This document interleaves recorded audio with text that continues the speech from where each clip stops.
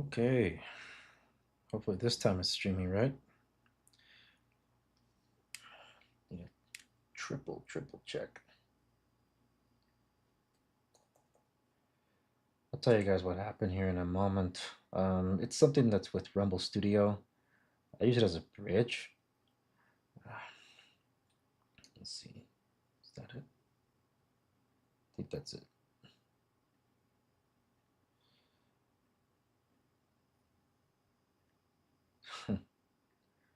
It's saying I'm not live, even though the system says I'm live. Finally. Okay. Alrighty, I could see it now. Good. Okay. Um, the technical issues ate up into a few minutes of my time, so I'm going to try to be more efficient on this one. Should have given you guys enough time to come in. This is going out to you on Rumble, first off and foremost. Welcome, Rumble. Locals, of course. YouTube, Twitch, X, and I believe that's D Live. Yeah, I think it's D Live. Right, so I'm streaming to everywhere. The title of the stream is called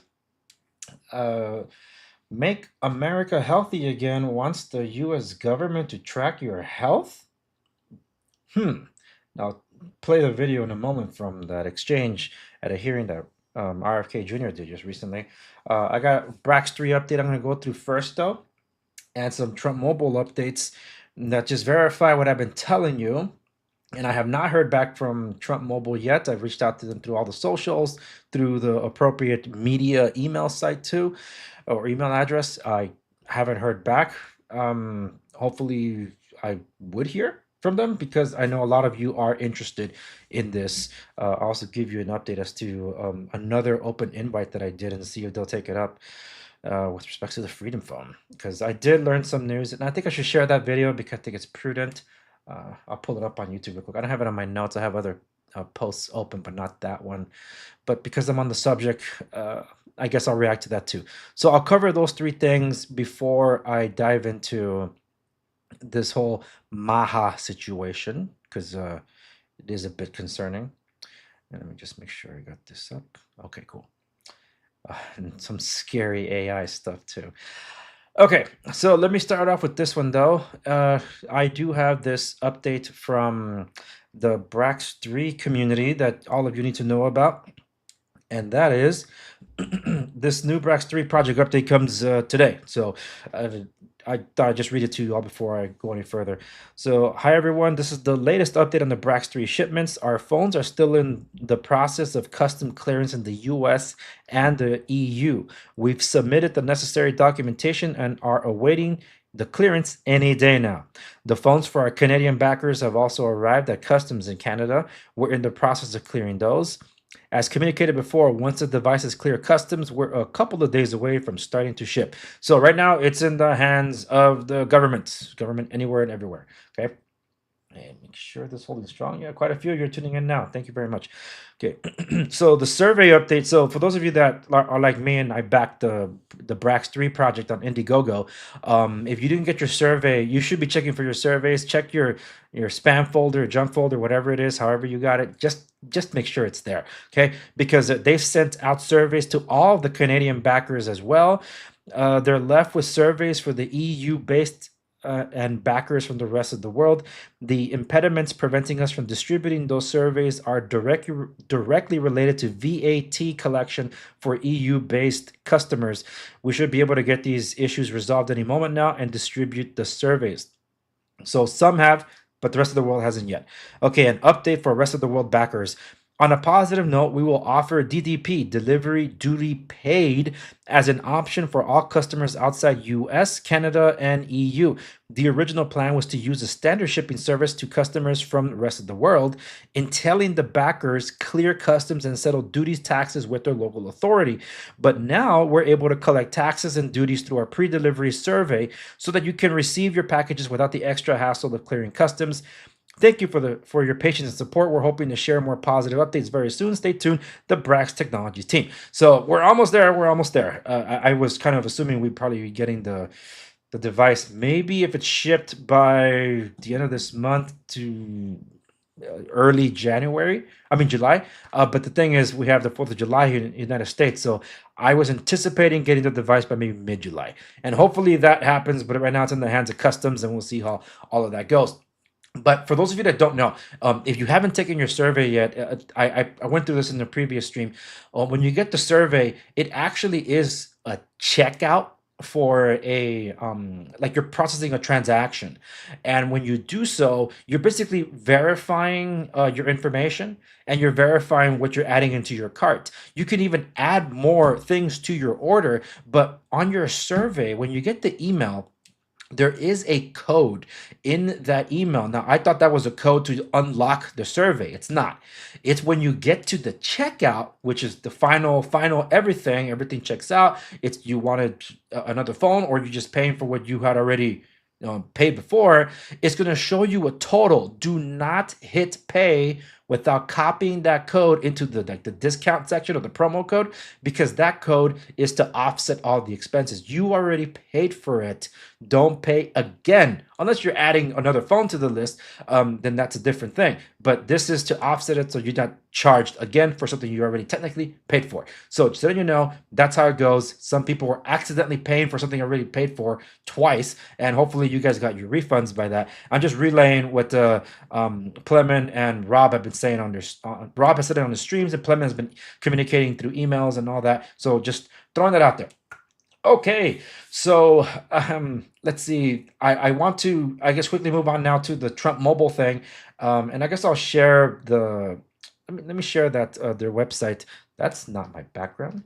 This is my background. This was I was using as a countdown timer. Alrighty, so I just wrapped up in about an hour and a half recording session, calling out the fake MAGA and MAGA influencers that got the whole Iran-Israel thing debacle all wrong, because my Instagram audience asked me to do that because they don't know who to trust anymore. That's a pre-recorded thing that I'll be dropping later. It might make Rumble, it might not. So this one's for sure going to be on Play TV and locals. So just letting you know, if you're interested in that, I do a summary, and then I break down into more detail as to who should not be getting any more of your attention. So you don't have to be giving them any more of your time and hurting your quality of life. Okay, so the Trump Mobile thing, everything so far remains the same on their website, but on the T1 phone side, they did update. Oh man, I this is what I like doing. I don't like refreshing the page until I get my real reaction with you guys. Okay, this is one of those things that I couldn't do the first time. I actually did a live for Rumble, a live recording session, but it went on for like an hour because I couldn't believe what I was reading, and I haven't looked at it since my last stream that I covered this. So some of the stuff that was confirmed, you don't follow me on the socials, you don't know this. My original speculation about the device, I said it will not be built in the United States. This is with respects to the T1, the Trump phone. And this is from Trump Mobile. And just to be clear, this is not the Trump organization. This is a different company that is partnering with the Trump organization to borrow the trademark name and sell things under their name. But if you go to the website, it says it's not us, so anything has nothing to do with us, take it up with them. But they're slapping the name everywhere, okay? This device was being marketed, or at least announced and marketed, as a made in the USA device. And I said, you cannot do that out of the gate. Not for the first generation of the device, or at least the first iteration of it, because you cannot source everything from here, and a $499 price tag makes no sense. It should be at least $2,000 if you went with as many made in the USA components. Okay, so now look what they said: American proud design. The T1 phone isn't just powerful, it's brought to life right here in the USA. With American hands behind every device, we bring care, precision, and trusted quality to every detail. Nice going with the wording after a lot of us called you out for saying that it's not made in the USA. Now you're saying it's designed in the USA. This cap that I'm wearing was designed in the USA, not made in the USA. When you open an iPhone box, it says designed in California. It doesn't say made in California because it's made in China. At least most of them are. I think they're moving over to India now.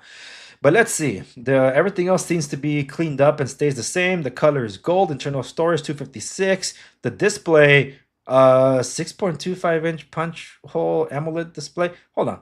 Did it shrink? A 6.25. I'm going to go back to my original video of this and see if didn't they say like a 6 point, oh no, that was the Brax3 device, 6.67. So maybe it is the same. No more details about what the cameras actually are beyond the megapixels. This is all gotcha stuff, okay, people? I want the breakdown of what this is. The only one to give breakdowns for are the USB Type-C. They're telling you it's the second generation, not the third generation that most devices are on, like a 3.2, I think it is for the flagship devices. But it does have a headphone jack, so that's cool. And it's running Android 15 out of the box. So what are the stuff? What are the items that have been confirmed? Rob Braxton even addresses on one of his streams. Confirmed, it's running MediaTek. Confirmed that it's running Google, not just Android, but it's Google Android. So this is not a privacy-focused device. And the reason I say it's confirmed because the Brax team, they're plugged into the economies of scale because they're built out their phone. And apparently an insider told them, as this is how I understood it, that this device, this T1 phone, is supposed to be running a MediaTek processor. That's why I kept asking, what processor is this running? Because MediaTek, technically, you can eventually get it built in the United States. But is it being built right now? And if it were, you would be paying union prices, and these prices don't make any sense. So until then, it's being sourced from Taiwan or China. They're not the same. And yeah, so this is not made in the USA. It's designed in the USA. Nice going. But their social media still shows the white one. It just shows like it looks like the back of a white iPhone, and they slapped a superimposed an American flag on the back. So will they offer it in white? Will it be cheaper? Will it be the same price? We don't have those answers. So Trump Mobile, you're the only one that can clarify this, and I don't see any other tech site trying to give you fair coverage on this. I'm trying to do that for you guys. You guys are welcome on this program to talk about it. I've had different companies reach out to me to do the very same, and the most notable one obviously is the Unplugged phone. That they didn't have to, but they did. So I appreciate the inroads I was able to make with them. And hey, some of the people over at Unplugged are friends with the administration, so I'm sure you could talk to somebody and they'll tell you, hey, Andres is an okay guy. I'm assuming that's how it'll go. I'm not saying it's 100%, but I still talk to the guys over at Unplugged because I'm still technically testing the beta firmware. And last I heard, some of them are okay. They haven't received any interference with their production or development of R&D and things like that for the Unplugged. In case those you want to know. Okay, all right. Let's see. What else do we have here for the docket? I don't think there's anything else I got to go for or go through for the Trump phone. So I'm going to pull up now this. Let me just rewind it real quick. Deposit before I load it. And this is going to be, I'm going to move over to the subject of America Healthy again. And those of you that know me long enough know that I wear wearables like all the time. Let me just bring up this screen right here real quick.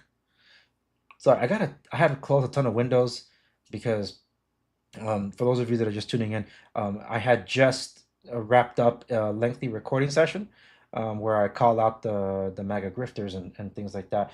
But it went a little longer than I wanted to, so I tried to do a summary first. So if anybody wants to see the breakdown of it, they could keep watching the video. So I think all said and done, it'll be about 45, 47 minutes because I do have to edit it. Okay, let's see. And I'm adding some tags to the stream because it doesn't have them. They didn't translate for some reason. But some of you are tuning in, so RFK Junior MAHA, wearable health tracking. All right, that's good enough. Okay, so now let me share this tab. Share this tab instead. And now I'm going to pull up the stream to make sure you guys can hear what I'm going to hear, because sometimes StreamYard cuts off the audio for some reason. Okay. All right, and now you guys should see it now. Okay, so this is it. This is from Senator Kennedy. Wearables put the power of health back into the hands of the American people. That is true. We're launching one of the largest HHS campaigns in history to encourage their use. So every American can take control of their health one data point at a time. It's a key part of our mission to make America healthy again. Is that so? So, so there's going to be the health campaign to get us all to use Fitbits, to use Apple Watches, to use Samsung powered by Google Android devices, wearables, and things like that. Fascinating. Let's hear it from him directly, and hopefully you guys can hear it too. Secretary Kennedy, my first question is that there is a tremendous amount of research that shows that greater engagement with one's health leads to better outcomes.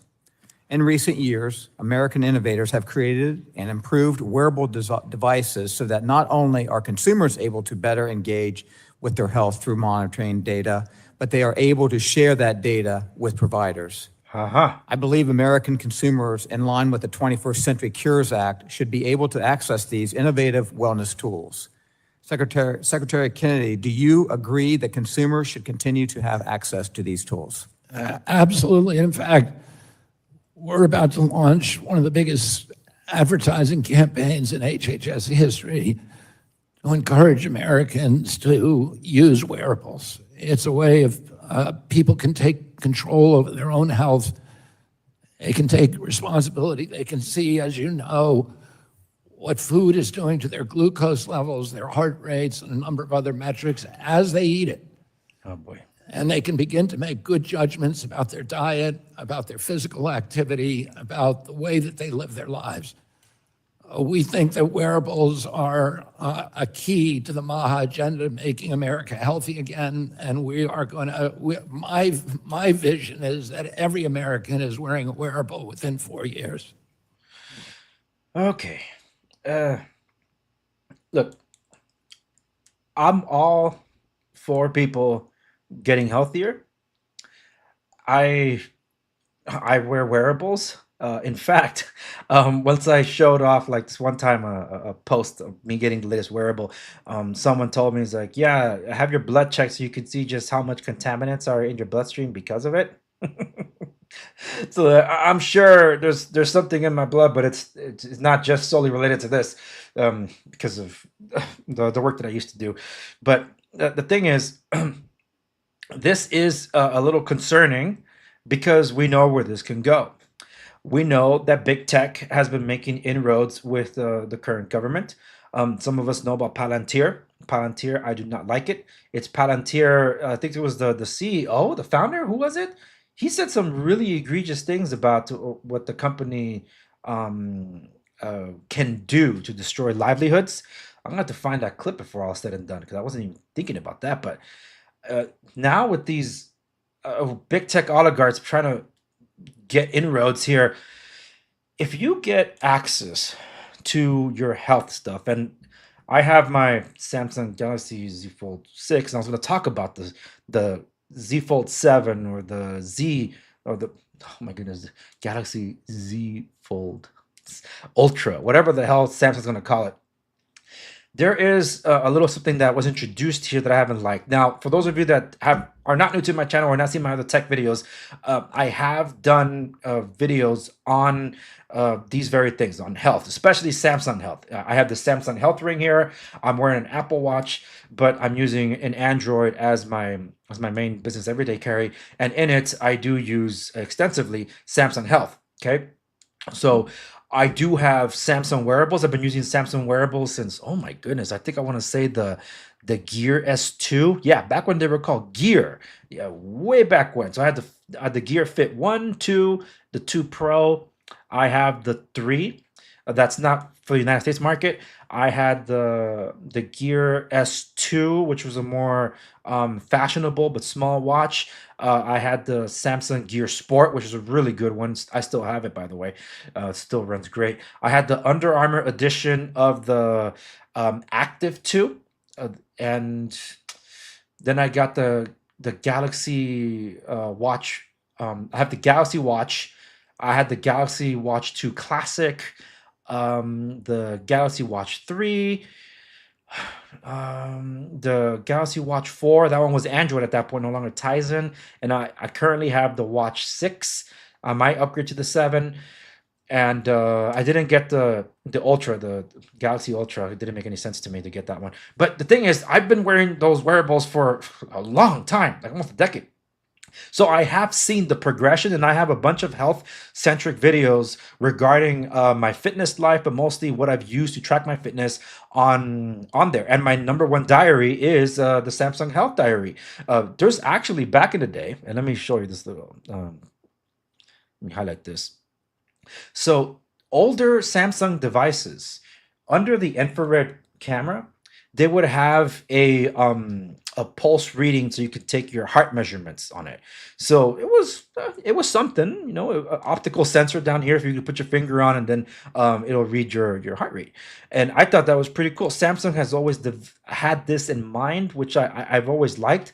But as time went on and more users started adapting it, this started changing considerably. They started stripping away certain feature sets of Samsung Health. And for the true Samsung Health experience, because this is available on any Android, and it's also available on iOS. So Apple users, you can use it. And you can actually use the older Samsung wearables, the Tizen powered wearables, to work with Samsung Health on an iPhone.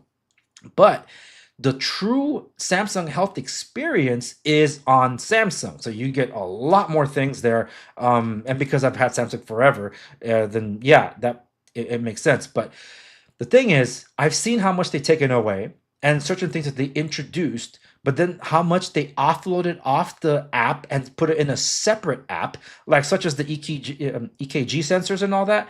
That's a different app. You don't take those measurements or readings from Samsung Health. You would go to Samsung Connect. So it's like Health Connect. Let me pull it up here.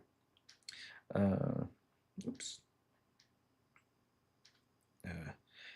Samsung Health, what is it? It's Samsung Health Monitor. Okay, Samsung Health Monitor, and that one you could track the ECG and your sleep apnea. So you can connect a different service to it. And I believe that the Watch 7 might be able to do that, or the Watch 8. I forget which one it is. But the thing is, in order to do this, you need a service called Samsung Health Connect. It's like a bridge between the two. And now when you do that, when I first read that, I said, "Oh hell no." It's so intrusive into your health. So one of the things that they had and then they took away, because when Samsung Health launched, and remember I mentioned I had the Under Armour edition, it's because Under Armour, and at the time they had they partnered up with hardware service HTC. You remember HTC, Taiwanese company.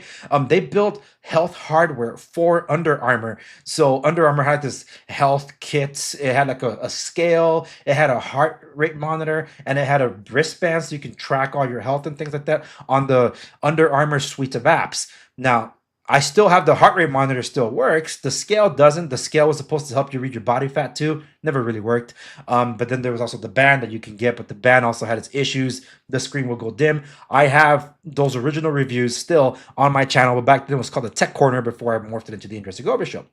Then you can find out how really skinny I was after I lost all my weight, and then I started bulking, and that's where I am now. Anyway, so with HTC kind of falling away, Under Armour partnered up with Samsung to really push those services, and you would get like a 1 year, or depending on like Map My Run or Map My Fitness, you get 6 months to a year of the subscription service for free.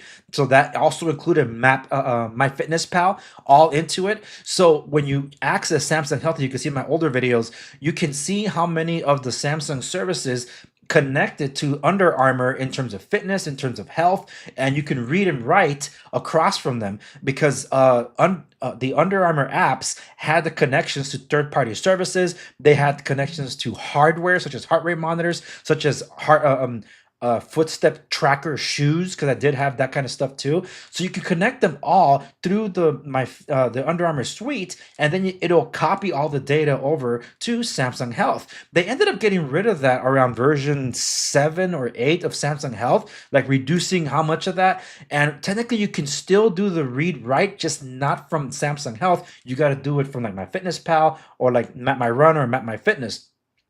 And just to fast forward to the end of this, Map My Fitness, the running apps and all that, MAHA and all that, that's all sold back to the original company that started it. So now they have it.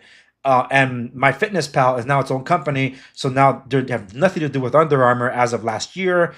So now some of the services are a little bit different, and the apps don't really translate, except for MyFitnessPal. They don't translate to the Android wearables, which makes no sense. So there is this hunger to get all this aligned once again, because MyFitnessPal was kind of like the bridge for a lot of different services, whether it's workout, nutrition tracking, health, and other kinds of health tracking.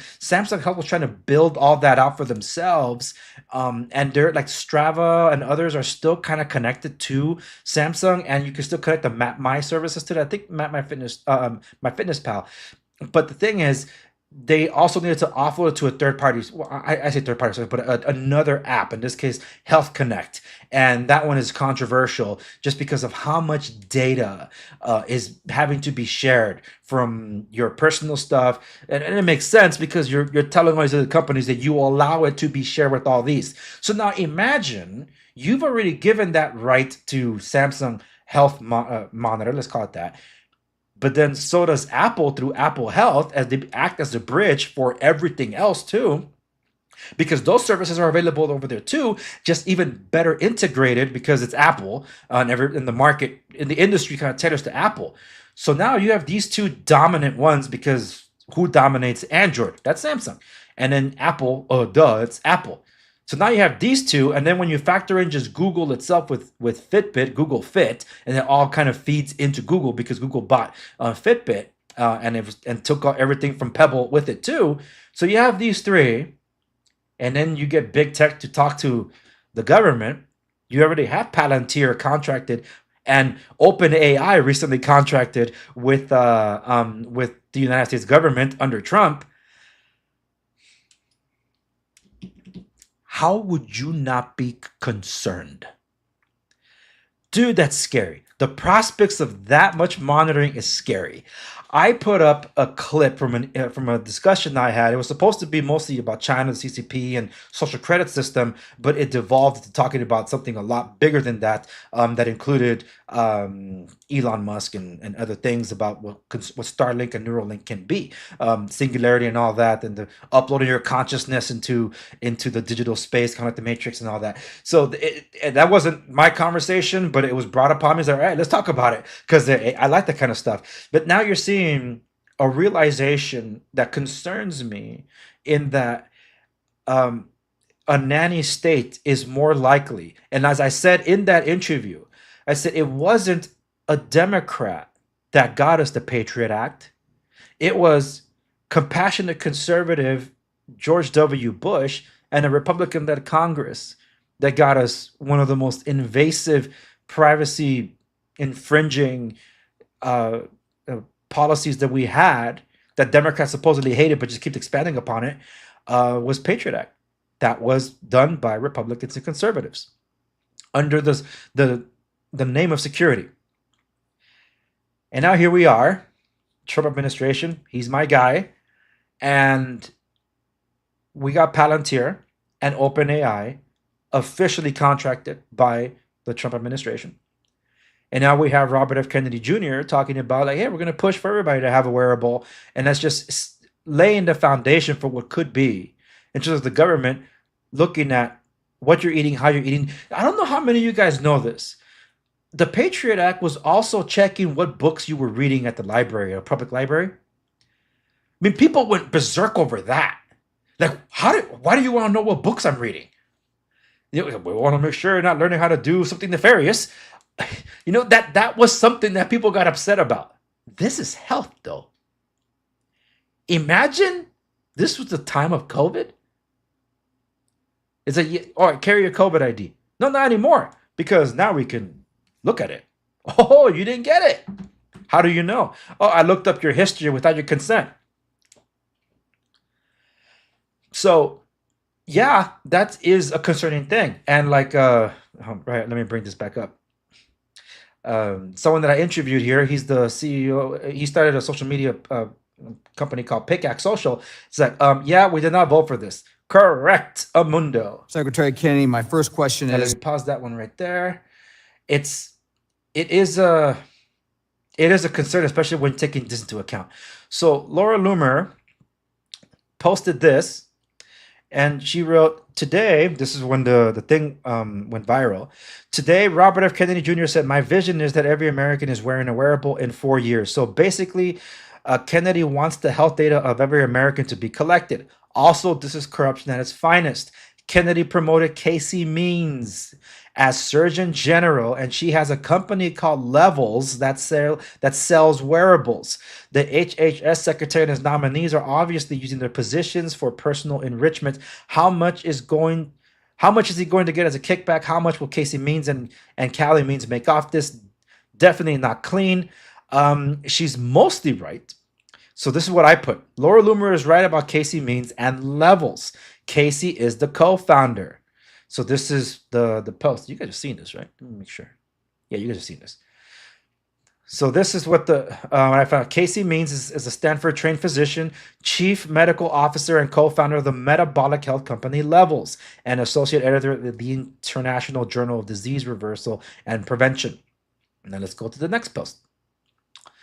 This is the service. So it's not a wearable per se, but it wouldn't surprise me if there are some kind of wearables that they partnered up with.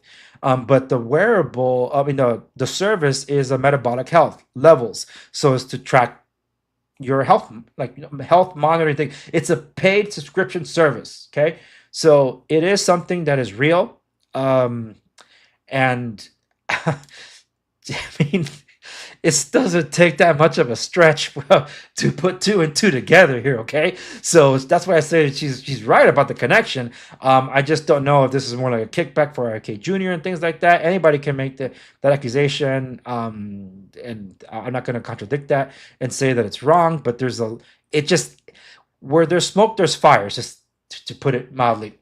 And yeah, that is a concern. So I will keep following up on this, because they're going to push the campaign. So they're going to keep an eye out for the campaign. And as I said in my tweet or X post, I was uneasy about Robert F. Kennedy Jr.'s vision. I do not want more big tech plus government alliances, as if we needed any more of that.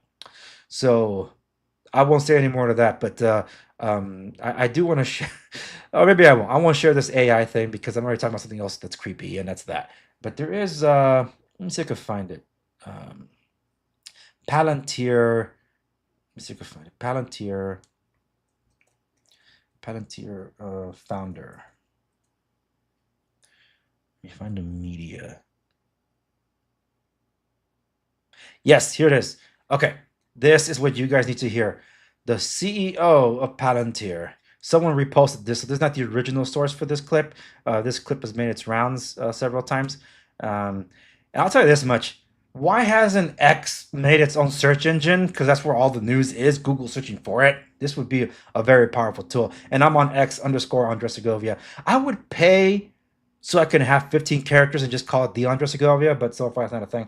And I'm getting close to the end here, folks, because I do have to have lunch, and I gotta resume on a few things I gotta do. But let me make sure that we didn't lose audio. Am I still good? StreamYard? Yeah, okay. StreamYard says I'm still good. Here we go. What did the CEO of Palantir have to say? Look, we built PG, which single-handedly stopped the rise of the far right in Europe. We built Foundry, which was used to distribute the COVID vaccine and saved millions of lives globally. We built what we call multi-constellation, and what's often called the digital kill chain. And they're category-defining products. So when you deliver these products to the market, just honestly, people say this isn't going to exist, this isn't valuable, but then it changes the market. And then the market is the Palantir market. Now, that doesn't mean everyone in the world is going to buy our product, but it means most of the sensible people in the world are going to buy from the category we defined. We define. That, ladies and gentlemen, is the man that runs Palantir. The CIA agent and head of Palantir, Alex Karp, he was a CIA agent, says his company's software single-handedly stopped the far right in Europe. Founded in 2003 with funding from the CIA's InQtel program, Palantir's only client before 2008 was the CIA. Oh boy, it's going to be interesting. Let me bookmark this. I'm going to have to come back to that. I'll do a deep dive on there to find out what that's truly all about. But that, ladies and gentlemen, is a company that the Trump administration, the one I voted for, just has a contract with.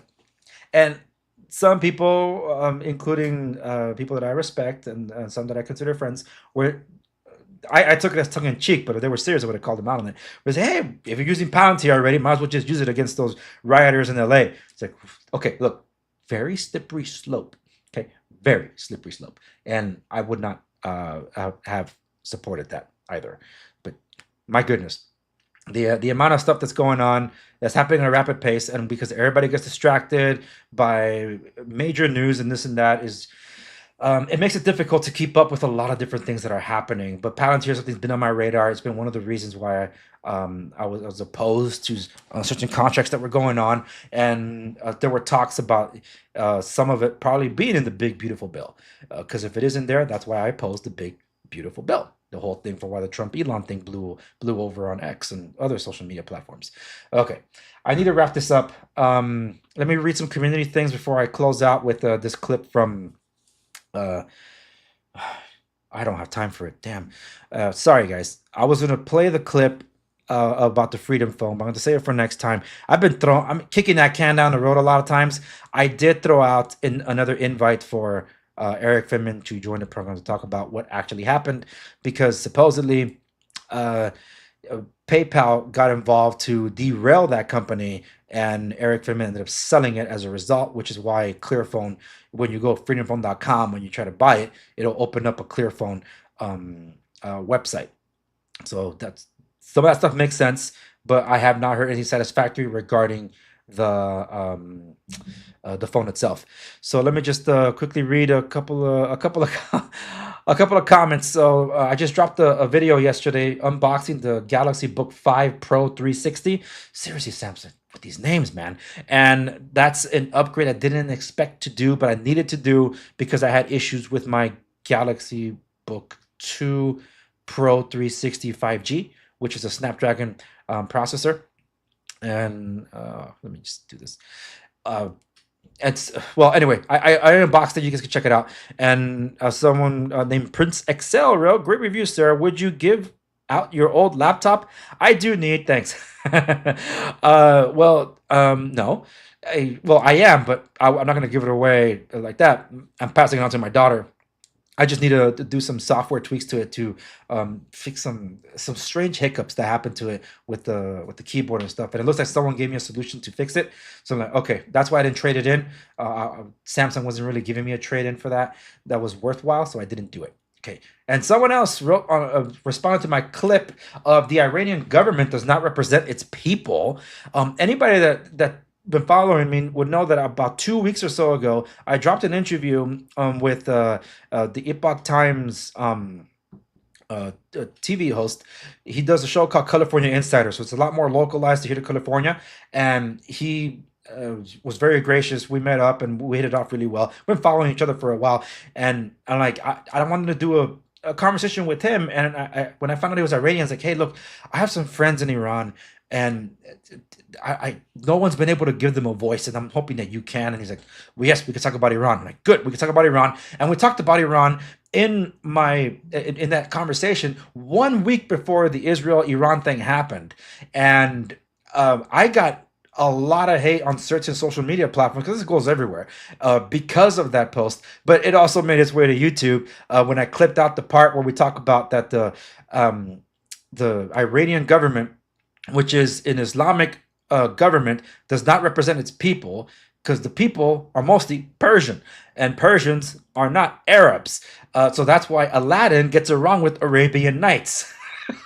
But anyway, so I had put this this clip where we talk about the Iranian government and the ties to the CCP, and someone says this is Israel propaganda, and that kind of summarizes the sentiment of a lot of people that just had issues. And I was even talking about this. I didn't mean it to coincide with the freaking conflict over there. The Middle East has been waging war on each other for it's been a sibling rivalry since the days of Abraham. Okay. There's nothing new under the sun. They're just different generations of people fighting this out. Kingdom of Heaven, I wanted the Steelbook 4K. I pre-ordered it. I never got it. It looks like it's scalper stole it or something, whatever.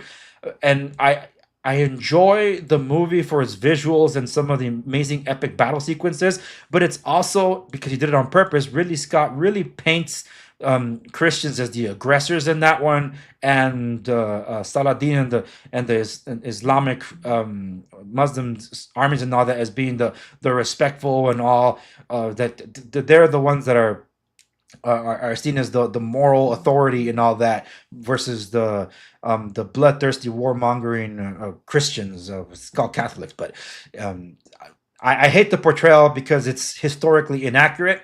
But to get an idea of some of the conflicts that did happen at the time, you really can't get any better than Kingdom of Heaven. The visuals are absolutely amazing, and regardless of what people might feel like, forget the theatrical version.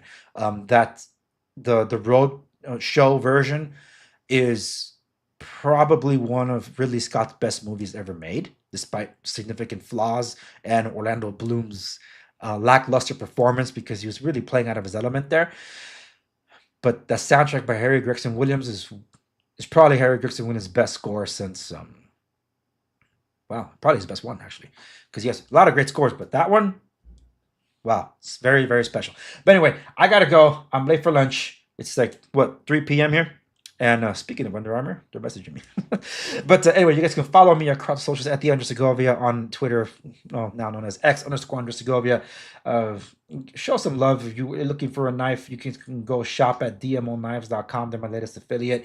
You can save 10% on your order by just typing in Segovia at checkout.